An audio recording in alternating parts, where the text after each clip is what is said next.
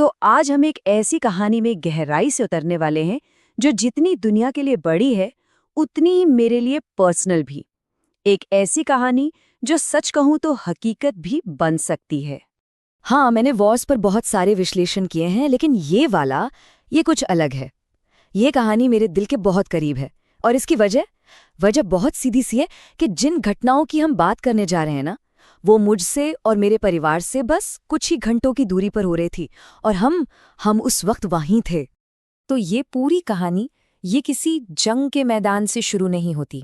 नहीं, इसकी शुरुआत होती है दुबई में मेरे एक पर्सनल एक्सपीरियंस से।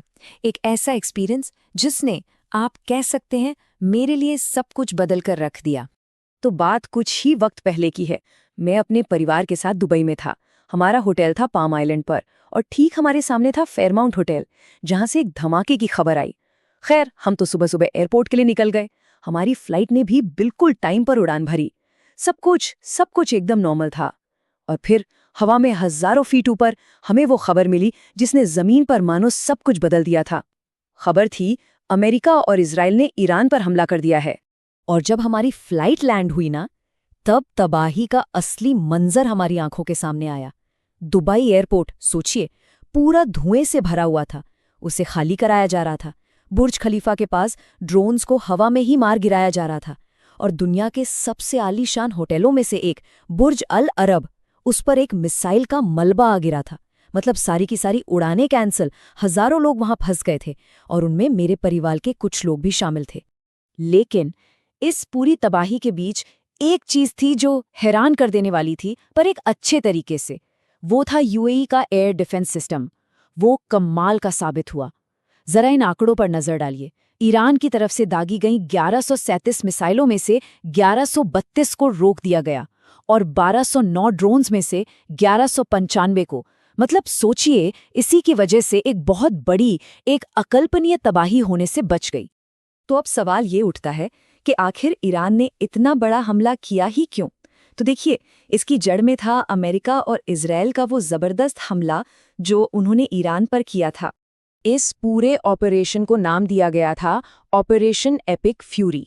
और ये कोई छोटी मोटी एयर स्ट्राइक बिल्कुल नहीं थी, बल्कि ईरान पर कई दिनों तक चलने वाला एक चौतरफा हमला था।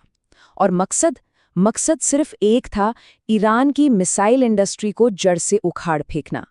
तेहरान, इस्फहान, कोम जैसे बड़े बड़े शहरों पर लगातार बमबारी की गई। लेकिन इन सब हमलों के बीच जो सबसे बड़ी और सबसे चौंकाने वाली खबर आई, वो ये थी, ईरान के supreme leader ayatollah Ali Khamenei, उनके ठिकाने पर हमला हुआ। कुछ देर की खामोशी के बाद ईरान के सरकारी टीवी ने खुद इस खबर की पुष्टि कर दी कि इस हमले में खामेनी, उनकी बेटी, उनके दामाद और उनकी पोती सभी मारे गए हैं। और इस खबर के बाद ना, तेहरान की सड़कों का मंजर बहुत ही अजीब था। एक तरफ कुछ लोग सड़कों पर जश्न मना रहे थे, तो वहीं दूसरी तरफ बहुत से लोग रो रहे थे।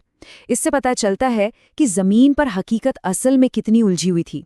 लेकिन इस जंग की जो सबसे दर्दनाक कीमत चुकाई, वो बच्चों ने चुकाई। ईरान के मिनाब शहर में लड़कियों के एक प्राइमरी स्कूल पर ठीक उस वक्त बम गिराया गया जब क्लास चल रही थी। और अनुमान ये है कि इस एक हमले में 100 से ज्यादा बच्चों की मौत हो गई। और इस पूरी तबाही के बीच जरा ये देखिए, इजराइल के ऑफिशियल सरकारी अकाउंट से ये ट्वीट आता है, इजराइल को अपनी रक्षा करने का अधिकार है। मतलब विडंबना देखिए, ये ट्वीट तब आया जब हमला शुरू करने वाले वो खुद थे। अब जाहिर है, इस हमले के बाद ईरान चुप तो नहीं बैठने वाला था, और उसने जो जवाबी कार्रवाई की, उसने सचमुच पूरे खाड़ी क्षेत्र को आग की लपटों में झोंक दिया। ईरान ने अपने इस जवाबी हमले को नाम दिया ऑपरेशन ट्रू प्रॉमिस 4। ये उनके देश पर हुए हमले का एक सीधा और, कह सकते हैं, करारा जवाब था। और ये जवाब सिर्फ इजराइल तक ही सीमित नहीं रहा। जैसा कि यहाँ दिख रहा है, ईरान ने यूएई, कतर, बहरीन और कुवैत, इन सब जगहों पर अमेरिकी सैन्य ठिकानों और नागरिक इलाकों दोनों पर हमला किया। बहरीन में तो अमेरिकी नौसेना के 5वें बेड़े के बेस पर मिसाइल ने सीधा निशाना लगाया। और अब ये बात हमारे लिए, भारत के लिए बहुत मायने रखती है। क्यों? क्योंकि इन खाड़ी देशों में 1 करोड़ से भी ज्यादा भारतीय रहते हैं और काम करते हैं। ये सिर्फ एक आंकड़ा नहीं है, ये हमारे लोग हैं, हमारे परिवार हैं, हमारे दोस्त हैं, और वो सब अचानक खुद को इस जंग के बिल्कुल बीचों बीच पा रहे थे। तो जाहिर है इस आग का असर सिर्फ खाड़ी तक ही सीमित नहीं रहने वाला था। इसकी तपिश भारत और पूरी दुनिया को महसूस होने वाली थी, खासकर आर्थिक और राजनीतिक तौर पर। एक्सपर्ट्स इस हालात को भारत के लिए एक नाइटमेयर सिनेरियो कह रहे हैं, मतलब एक बुरे सपने जैसा। और इसकी वजह है हॉर्मुज़ की खाड़ी। देखिए, अगर ईरान ने इस रास्ते को बंद कर दिया तो भारत की एनर्जी सप्लाई की जो लाइफलाइन है ना, वो कट सकती है। और इसके बाद जो आर्थिक तूफान आएगा उसका असर हम सब पर पड़ेगा। अब समझिए, भारत खाड़ी देशों से रोज करीब 26 लाख बैरल तेल खरीदता है। अगर होर्मुज़ बंद हुआ तो ये सप्लाई ठप, शिपिंग के दाम और महंगाई आसमान छूने लगेंगे और भारतीय रुपए पर जबरदस्त दबाव पड़ेगा। इस पूरी घटना ने भारत के अंदर भी एक बड़ी राजनीतिक बहस छेड़ दी।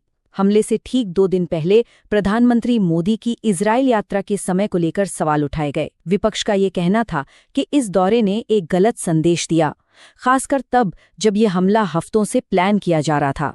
तो अब हम आते हैं सबसे बड़े सवाल पर, क्या इस तरह के बाहरी हस्तक्षेप से, मतलब किसी दूसरे देश के दखल से, कहीं शांति आती है या फिर ये और ज्यादा तबाही का रास्ता खोलता है?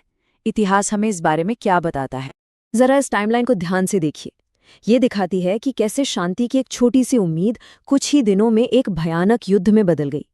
फरवरी की शुरुआत में शांति समझौते की बात चल रही थी और ओमान के एक मंत्री के मुताबिक तो समझौता बस होने ही वाला था। और उसके ठीक एक दिन बाद 27 फरवरी को बमबारी शुरू हो गई। और इस हमले के पीछे का असली इरादा भी कुछ छिपा नहीं था। डोनाल्ड ट्रंप का ये ट्वीट देखिए, जो उन्होंने सीधे ईरान के लोगों को संबोधित करते हुए किया था। ये साफ साफ सत्ता परिवर्तन यानी रेजीम चेंज की ओर इशारा कर रहा था। ये सब देखकर शायद आपको भी 2003 का इराक या 2011 का लीबिया याद आ रहा होगा, है ना? दोनों ही जगहों पर वादा क्या था? लोकतंत्र और आज़ादी का। लेकिन हकीकत में क्या मिला? दशकों तक चलने वाला युद्ध, अस्थिरता और खतरनाक आतंकी संगठनों का उदय। मतलब एक तानाशाह को हटाने के लिए किया गया विदेशी हस्तक्षेप उन देशों को और भी ज्यादा बुरे हालात में छोड़ गया। और यही वो सवाल है जो आज सबसे बड़ा डर बनकर हम सबके सामने खड़ा है। कहीं ईरान भी अगला इराक या लीबिया बनने की राह पर तो नहीं है? और क्या इतिहास खुद को एक बार फिर और भी ज्यादा भयानक तरीके से दोहराने जा रहा है?